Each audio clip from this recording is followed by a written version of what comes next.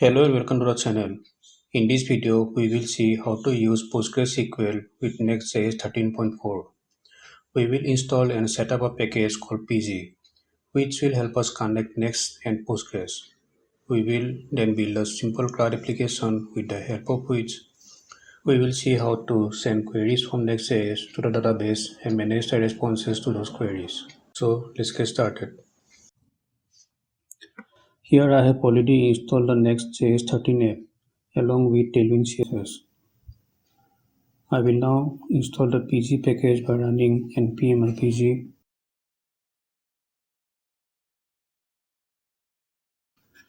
Next, let's remove the boiler code from page.js file. I will now create a form with two input fields, one for the node and the other for the date.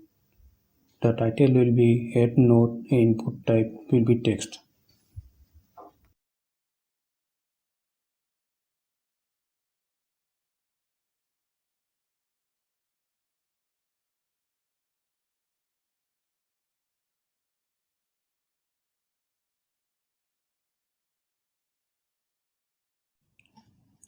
I will also remove the boiler code from the global.css file. Now add an input field for the date and add a submit button with background orange and text bold and white.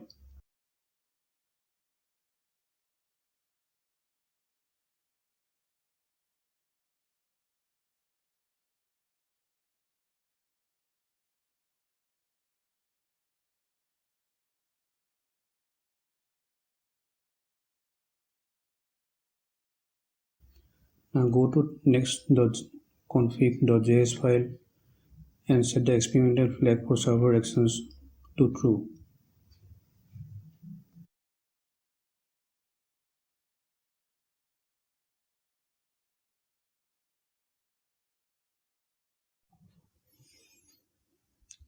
We will create a new folder called utils, which will contain a file called dbconnect.js. This file will contain an instance of connection pool for PostgreSQL and also a function that will connect NextJS with PostgreSQL. But before we get into any of this, we will first open the SQL shell, or you can use the terminal if you want to and log in into PostgreSQL.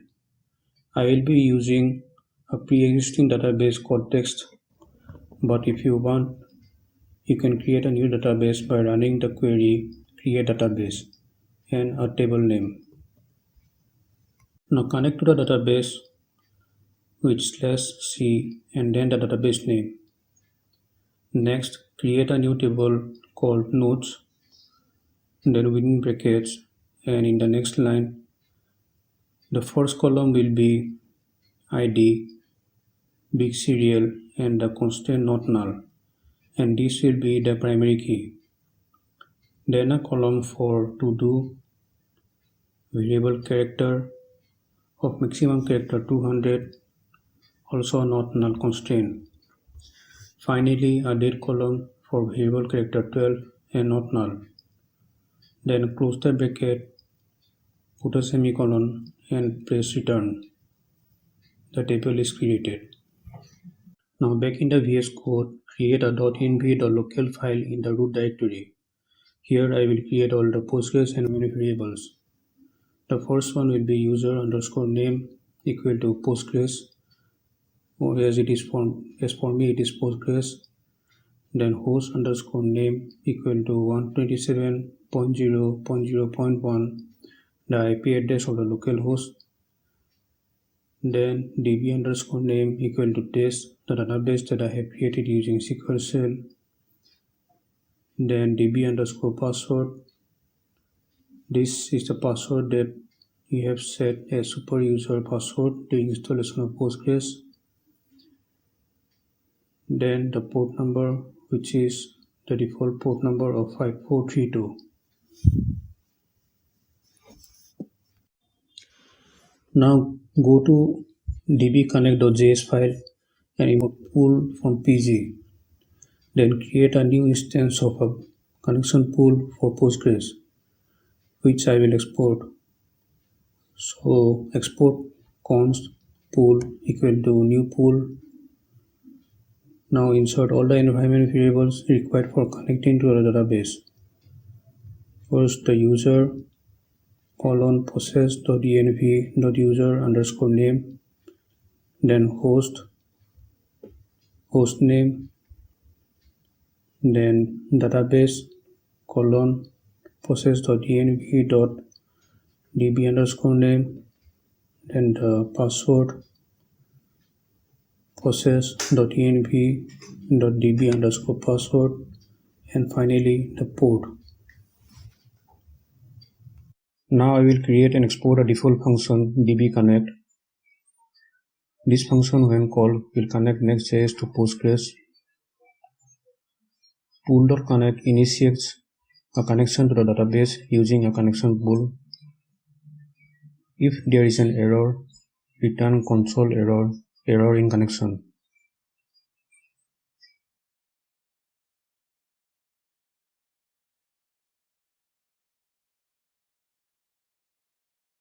Client query checks whether the connection is successful by executing a simple query to the current timestamp.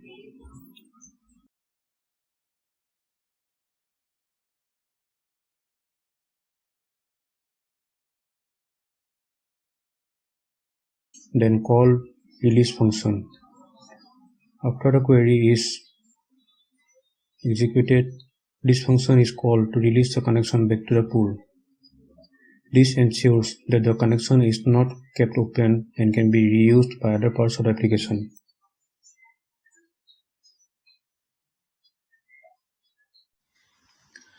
If the connection checks fails to get the timestamp, we will console log the error.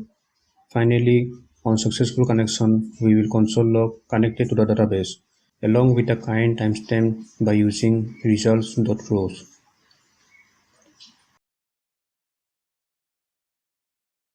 Let's try this, and we are successfully connected to the database. Let's go to page.js and import pool and dbconnect. Also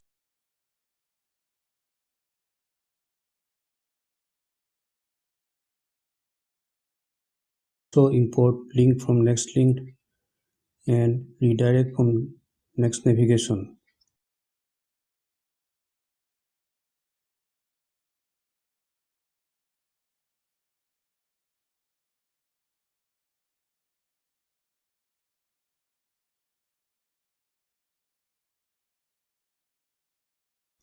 The first thing we are going to do now is call dbconnect to connect to Postgres.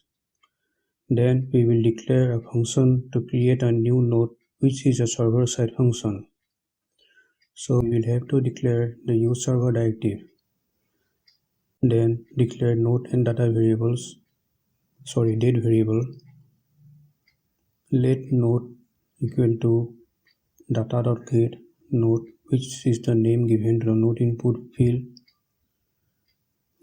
and question mark dot value of, that is the value of the field.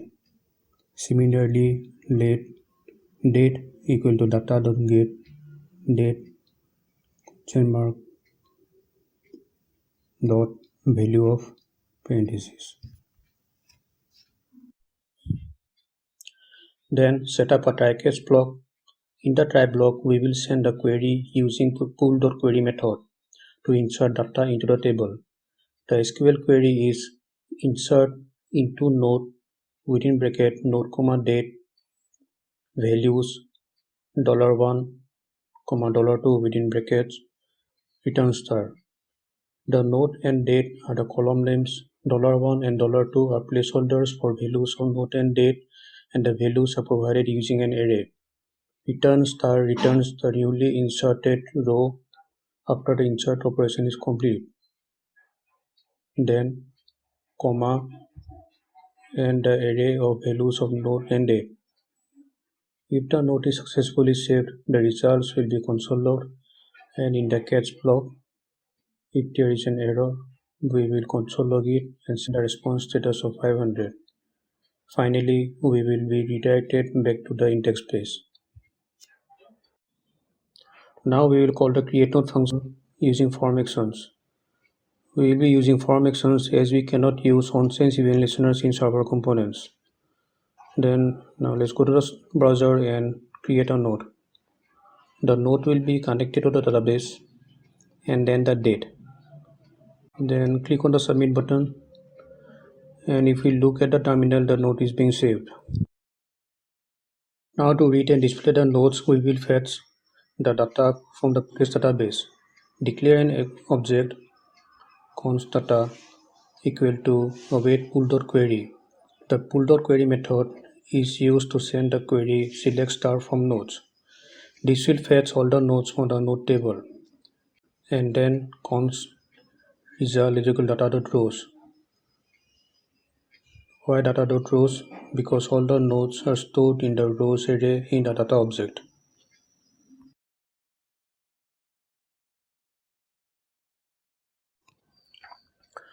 Now in order to display the nodes, we will map to the result array. So we write result.map parenthesis, again within parenthesis element, then arrow function return within brackets ul dot flex dot margin my2 and realize. Then within braces, the first li will be element dot node, and then next will be element dot date. This will be the node and the date. Then in the last li, I will add two buttons with busy sign, font bold and color white with padding of 2. One button will be for edit and one for delete.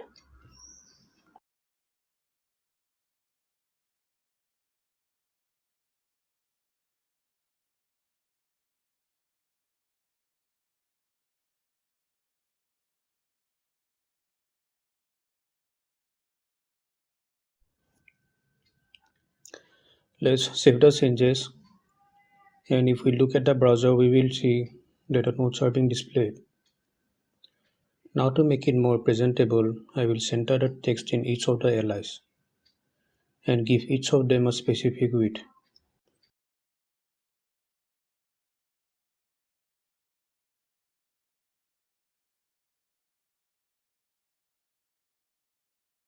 Okay, save it. Now it's looking a little better. Let us add another node.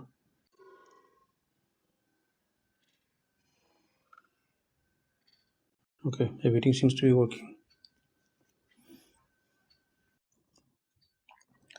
For the edit operation, we will have to create a dynamic route where the particulars of that specific node that we want to edit will be displayed. So create a folder called edit, then inside it create another folder called id and place the word id within square brackets, and then create a paste.js file. Now export a default function called edit.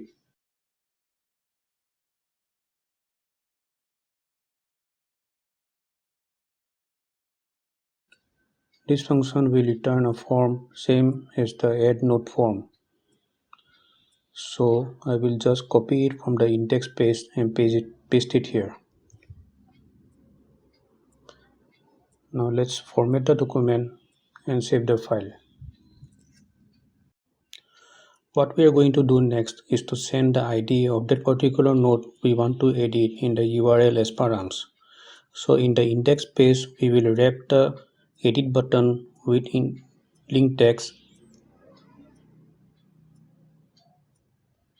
and then pass in the href as the edit page URL, and in addition the ID of the node. Let's see if the URL is working, and it's working. Now to retrieve the ID from the URL, we will pass in the params argument in the default function. But before we proceed, we will import the pool and the dbconnect functions, since we will have to connect to the database to fetch the node.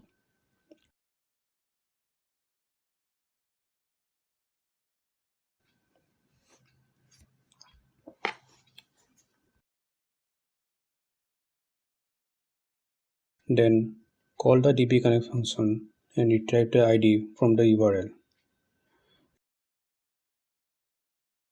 Then use the pull.query method and the where clause to get that particular node on a database. So the query will be select star from nodes where ID equal to $1 and then pass the value of the ID in this array. The data variable is actually an object and the node details are stored as an array of nodes in the row array. So we declare a new array called results that will contain the node data dot rows within square bracket 0. To populate the form in the input tag, we pass in the default values equal to data.node and then for the date default values equal to curly braces data.date.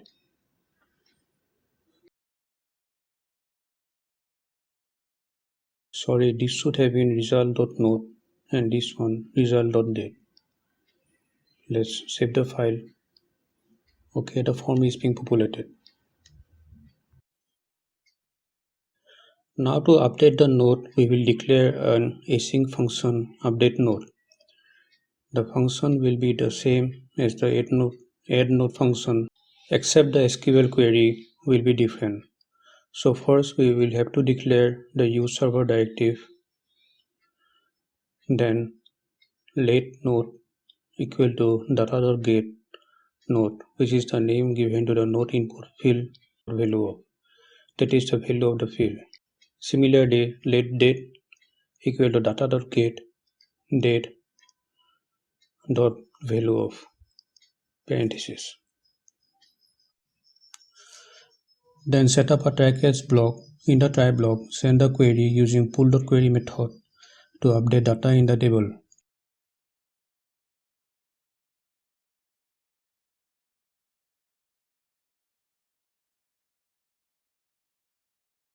The SQL query will be update nodes set node equal to $1, comma date equal to $2. Node and date are the columns and $1 and $2 are placeholders. Then use the where clause to specify the ID of the node. Then an array containing the actual values. If successfully saved, the updated node will be console logged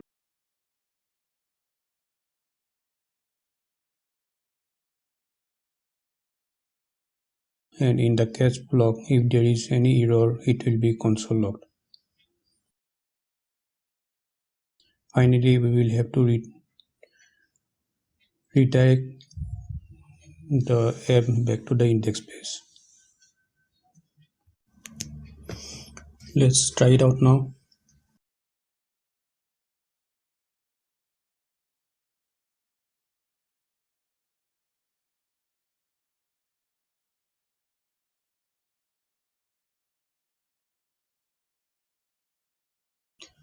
Sorry, I forgot to call the function in the form action.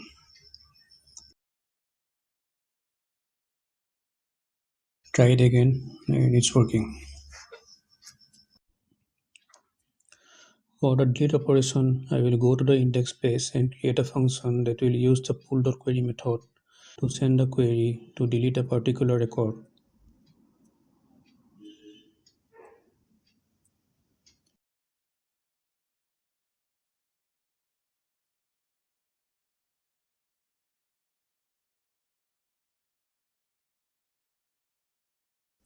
And pass in the node ID as an argument to delete the node.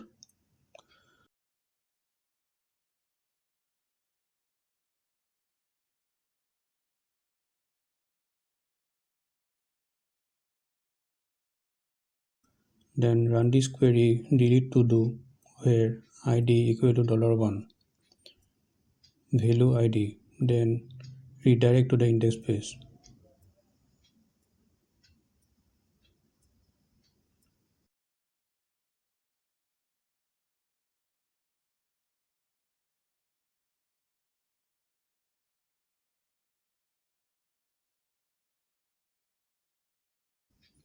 Now the problem lies with the fact that we cannot use an on-click event listener to call the function and pass the ID as an argument. So we are instead going to create a form to use form action and call the function. As for passing the ID of the node that is to be deleted, we will have an input field with its value as the ID.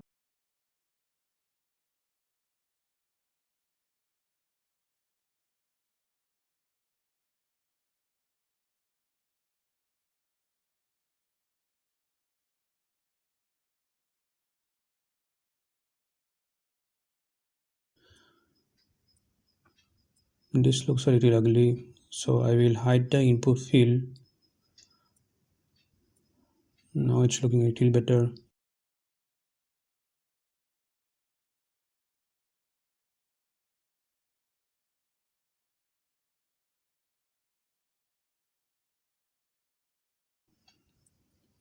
Now let's call the delete function.